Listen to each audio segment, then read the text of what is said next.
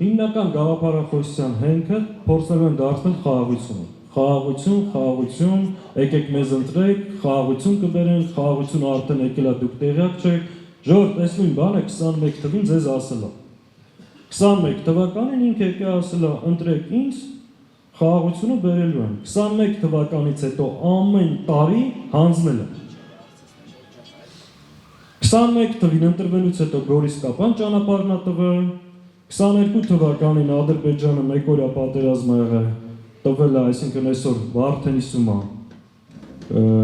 Ադրբեջանի զորքերը Սյունիքում ու Ջերմուկում, 23 թվականին Արցախն է հանձնել, 24 թվականին Տավշիկ հատվածից է տարածքներ հանձնել, 25 թվականին էլ խոստացել է, որ օգնեք ընտրվեն, ելի կշարունակեմ հանձնել։ Այս նրանք 4 փաստերը։ Իսկ երբ որ ասում են խաղաղություն, ես ասում եմ իր 5 տարվա մեջ ինչա հանձնել, դրա խաղաղությունը ո՞րն է։ Մենակ այդպես խոստումները, որ ելի կրկին խաբեն ժողովուրդ։ Մյուսը, որ եթե իշխանափոխությունը լինի, պատերազմ կլինի։ Ես խաղաղության աղավն լինեմ, եթե ես չլինեմ, մի ուրիշը գա պատերազմ անել։